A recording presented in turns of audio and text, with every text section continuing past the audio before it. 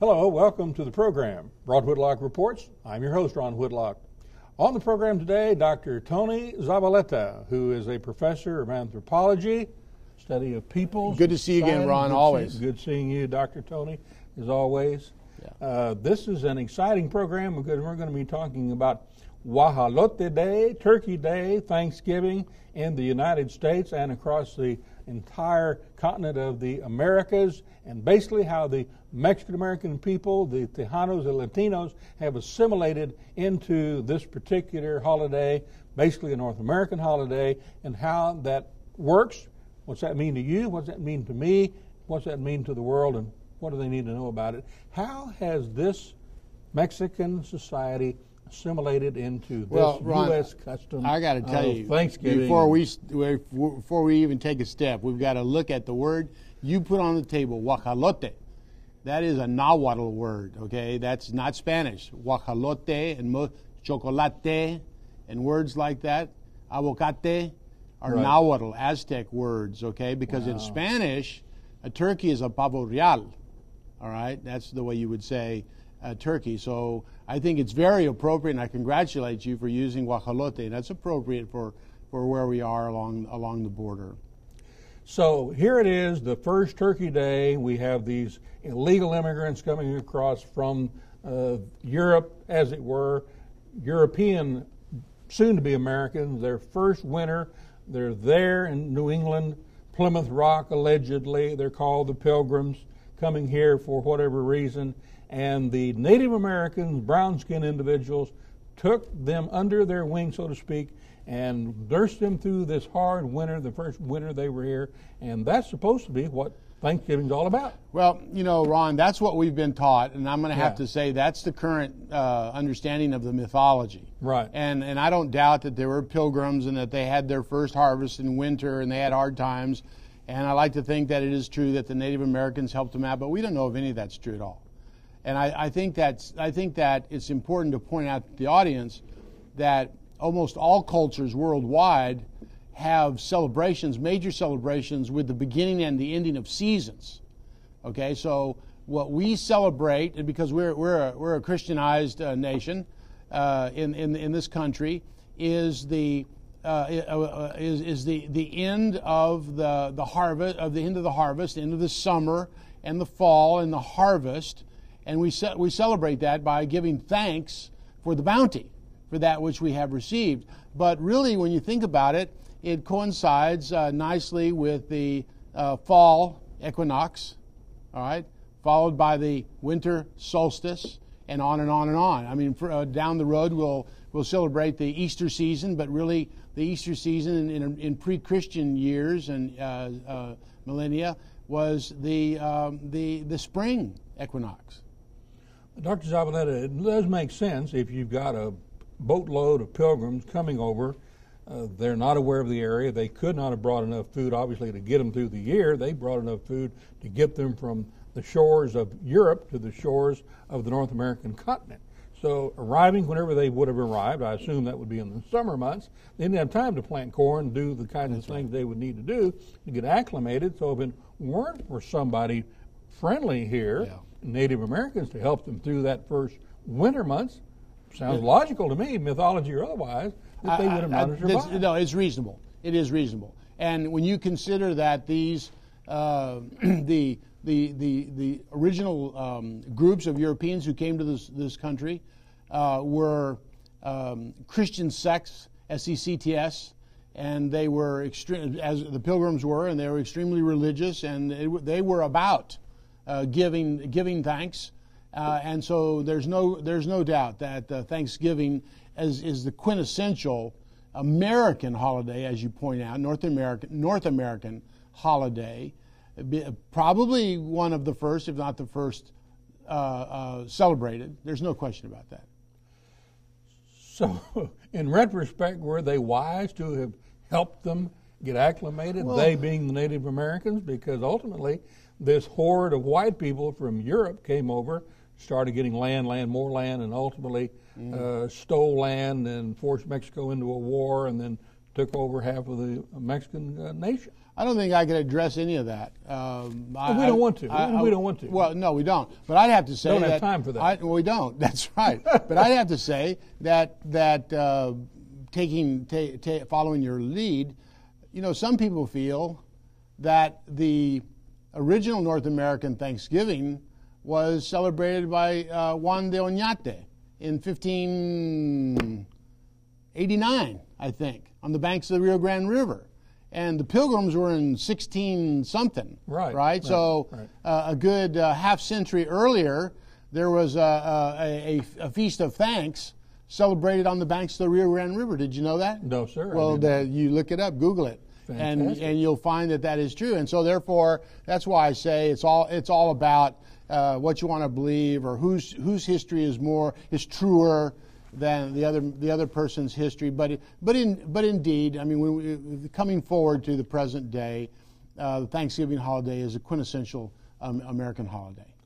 So, if the Pilgrims, with their host being the Native American Indians who were there in New England, Pilgrims, Plymouth Rock, etc., they're having turkey, what did the 15th century equinox celebration that your Spanish conqueror, what kind of celebration feast did he have? Well, I've not ever seen the menu, even recently as yesterday when I looked it up. There was certainly, you could find a lot of material on the fact that it occurred. We know that because they documented and chronicled their travels and their events, but that didn't include the menu. But I have to say this, that it was celebrated in conjunction with the Native Americans that existed and lived along the Rio Grande River. So I tell you what, it may not have been very different. It may have been very similar. It could very well have included a South Texas wild turkey. Off the King Ranch? Well, not at some point in time become the King Ranch. At some point in time. Our turkey of the Whitlock family came off the King Ranch almost every year. All right. Well, there was something before there was a King Ranch. It legally came into our hunting lease at Encino, of course. Okay, and that's why I said South Texas, good South Texas rangeland, and not giving it any particular authority, but it most certainly could have included a wild Texas turkey, or a collared peccary, what we call a javelina, or a white-tailed deer, or and corn, because we know that, and this would have been up and around the area of Isleta and El Paso, Texas, and so therefore we know those Pueblo-esque Native American villages and groups there were raising corn and beans and squash, and so it's I hadn't thought about it, but the menu on their Thanksgiving Day in 1589 could have been the same as the menu in New England. May have had a guajolote turkey tamale. Very, very well could have. Even before the Plymouth Rock turkey dinner that was hosted by the Native American Indians. Could have. No question about it. The centerpiece of a contemporary Thanksgiving in the United States, of course, a large meal consisting primarily of a large roasted turkey. According to the tradition, if you will Google it, it'll tell you off Wikipedia that the Pilgrims received these foods from American Indians. Now, Thanksgiving was preceded by Lincoln's nationalization, President Lincoln, and the holiday being officially made out of the nation's capital, the White House, 1863. And even prior to that, Alexander Hamilton proclaimed that no citizen of the United States should refrain from turkey on Thanksgiving Day.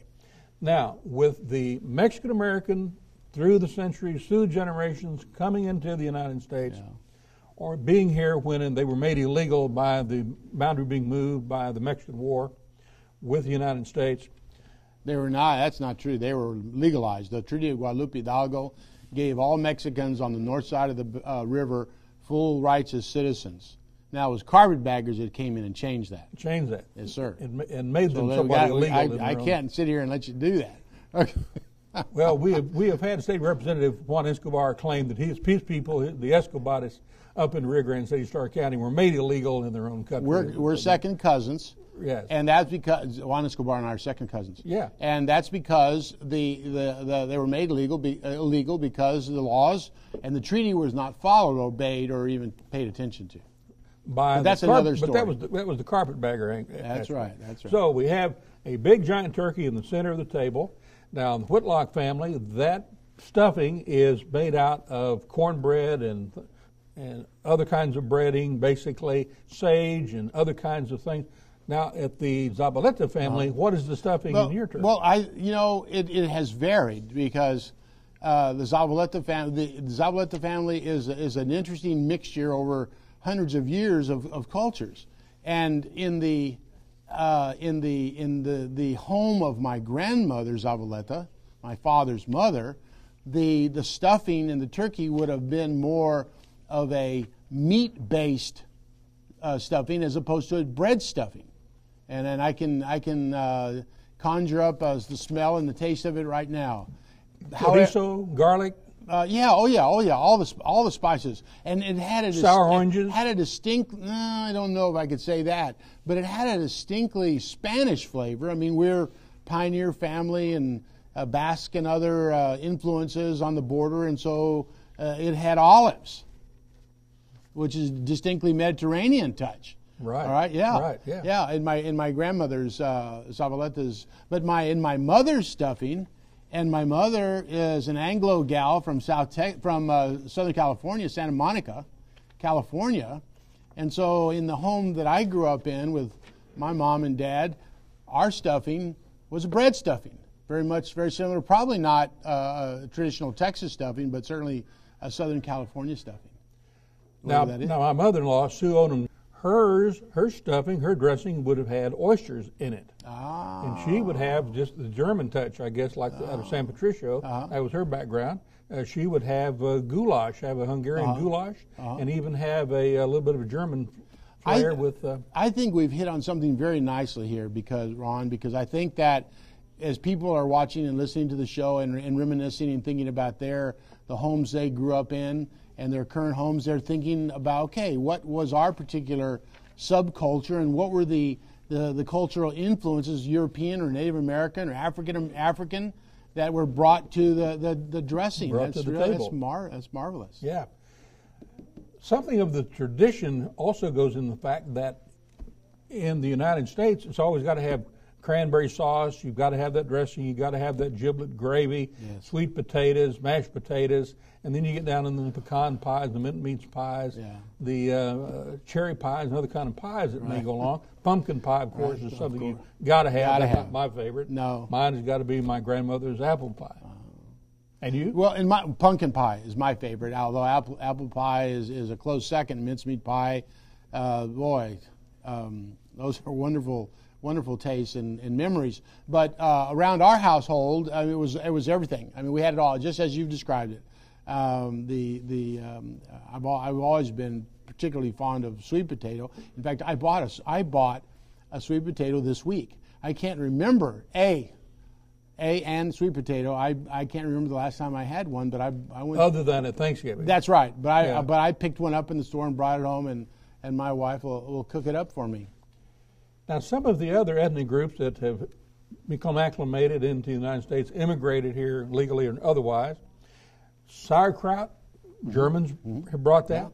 Many Italian families celebrate Thanksgiving with lasagna. May have the turkey, but may have a lasagna. That's right. Puerto Rican family may have arroz con guandule with some other meat product in there, a pork, a chicken, a beef, some other thing added to that, arroz con guandule.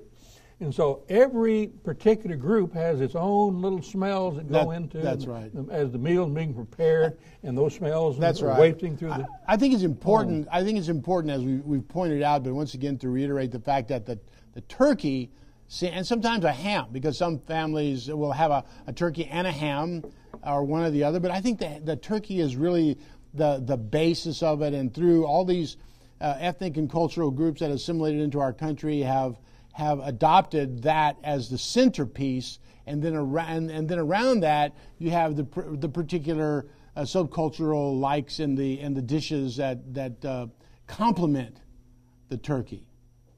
Definitely. What other kinds of social things happen in an Hispanic family gathering at Thanksgiving as it relates to your family and others that you have seen through your lifetime? Well, I've got to tell you that while Thanksgiving is an important American holiday and has been adopted by Americans of Mexican descent and others, undoubtedly.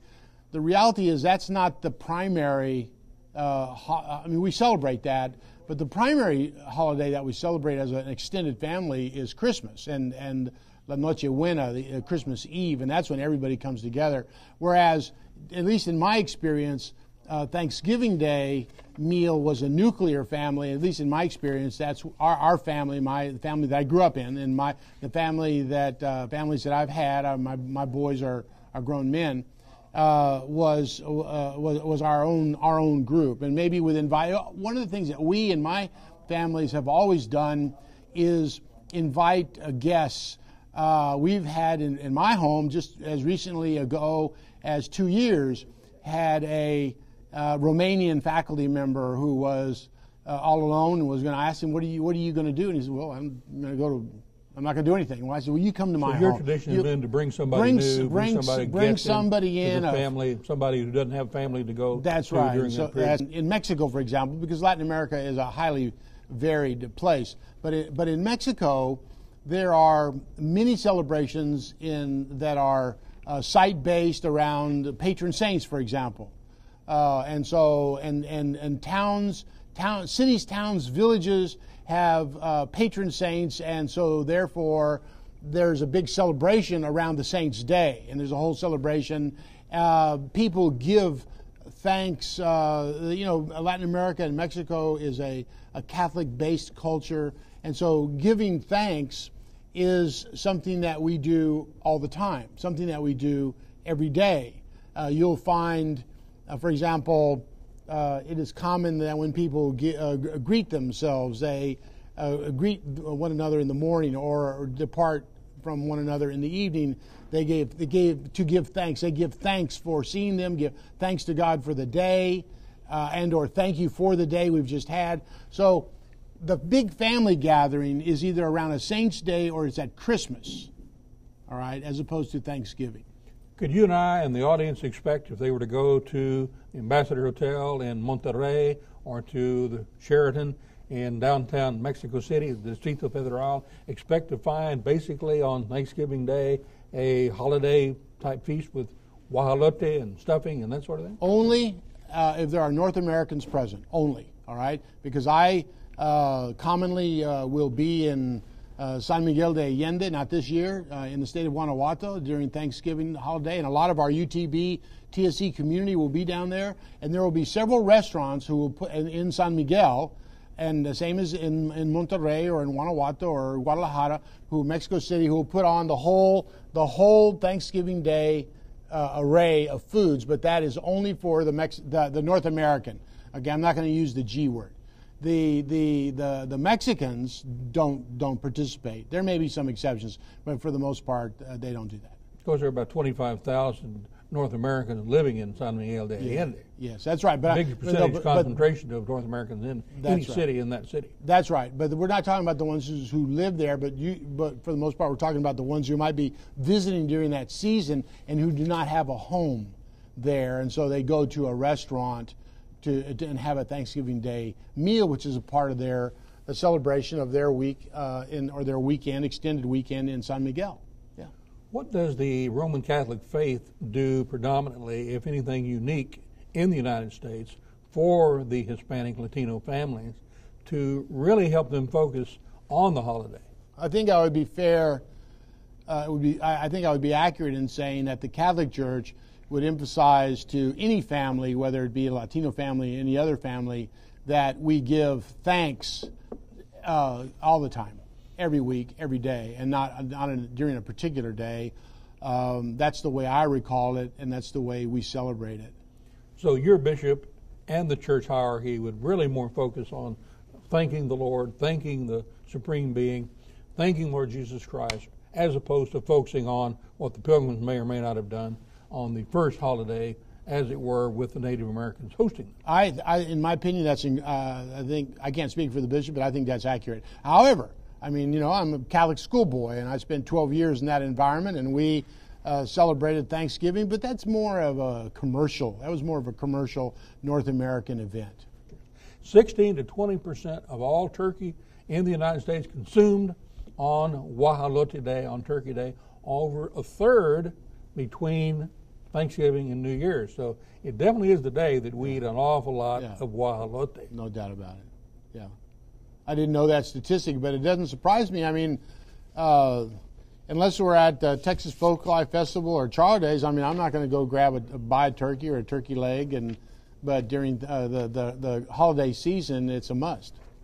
You can go to ronwhitlock.com and get this recipe, but basically it entails having 3 cups of turkey, an onion, 4 cloves of garlic, 1 cup of green chile sauce, man, it's got to do it, 2 cups of potatoes, and a cup of chicken, turkey, or vegetable broth. Cook it for 20 minutes until it all kind of melts down and the liquid's absorbed, and then you get your tamale filling, and you make it, put it in there, put it in the pot, and then you have turkey tamales. That's a better way to use leftover turkey than turkey sandwiches for 2 weeks, wouldn't you think? I think indeed. I can't think of too many things that are better than turkey leftovers, Thanksgiving Day leftovers, for at least into the weekend, through the weekend, right, and through the Texas A&M football game. You haven't brought that up, Ron. I told you can't. We can't. I didn't want to get into a fist fight. I didn't want to get into a fist fight here. Dr. Tony Zavaleta, Doctor of Anthropology. Thank you for being with us on the program. Thank you for being with us. And if you want the recipe or have a feedback on the program or any other program, go to ronwhitlock.com. Till next time, adios.